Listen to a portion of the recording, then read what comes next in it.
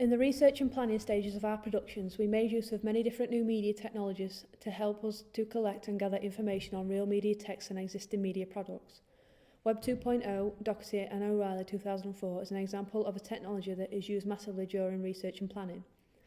At the beginning of the production process, we created a Facebook group chat so that we could easily communicate with each other, passing on ideas and resources efficiently. This communication method expanded to email, as we emailed each other resources such as documents and images so that we were all aware of our production progression. This example highlights P.J. Fury's technological convergence theory 2004, as we communicated through web apps on computers, smartphones and tablets. This made it easier to communicate within a group without the use of computers in lesson. We also used our smartphones and computers to access our WordPress blogs. This allowed us to quickly and efficiently upload photos, documents, videos, etc. to our blogs and then evaluate our work all on one device wherever we were. Technological Convergence, Henry Jenkins, 2008. Overall, this meant that through the research and planning stages, we met Marshall McLuhan's 1968 theory, Global Village, as we believed that as digital natives using various new technologies to communicate, we were able to be interconnected through technology, an example of synergy. In terms of conducting primary research on real media texts and existing products, Web 2.0 was the tool largely used as our source of research and information. We used web apps such as YouTube and Vivo to find and watch existing indie music videos so we could gain an understanding of how the key music video codes and conventions, Goodwin 1992 and Colson 1999, were put in practice in indie music videos. For example, Arctic Monkeys' Why Do You Wanna Call Me When You're High, I'm the Wire and Swim Deep, She Changes the Weather. These are also examples of music videos that we gained and pasticed ideas from based on their use of codes and conventions and how they present the typical and similar themes of heartbreak that we plan to include in our own music video. We were then able to download the music videos by using savefrom.net and edit them in the nonlinear editing software Windows Movie Maker. We use Windows Movie Maker to cut the elements that we pastiche from each music video by editing them out and of the whole video and putting them together. We also used it to create individual music video analysis videos by anchoring images, videos and sound together to create an accessible and effective revision format. An example of this is my analysis of narrative music video When the Sun Goes Down by the Arctic Monkeys. Therefore, digital technologies allow me to be creative in showing my understanding of existing real media texts and conventions.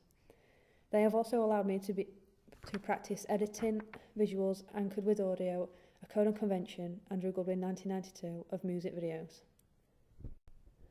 We then uploaded these to YouTube and our WordPress blogs so that we could give specific examples of what we had pastiched from other music videos. For example, the Drunk and Walk Home sequence from the Arctic Monkeys video and the heartbreak narrative scenes from the Haim video and the opening and closing scenes with the band logo in the Swim Deep music videos were put into separate videos so that our pastiching intentions were clearly presented. We all found that by doing this throughout the entire production process, we were able to record work in a professional and technologically advanced way. It also allowed us to refer back to previous work and research material during the production. During our research into similar media texts, we found that the semantic web, John Markov 2006, was being used, as we were given suggestions for music videos from other indie artists based on our previous searches.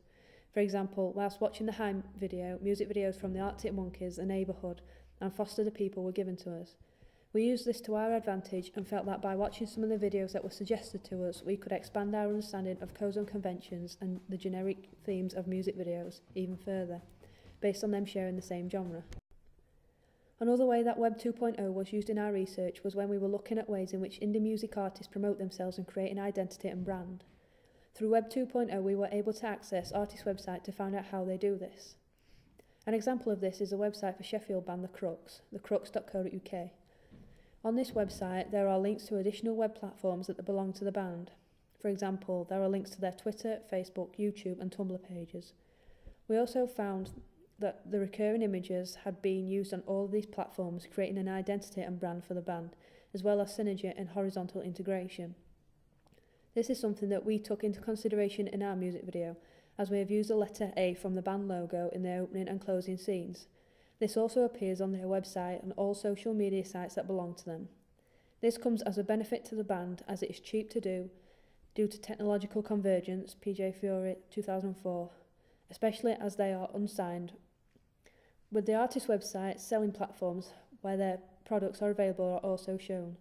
iTunes and Amazon tend to be the most common, and this cross-media promotion is something that we as a group took into consideration whilst we created our music video and individual ancillary products.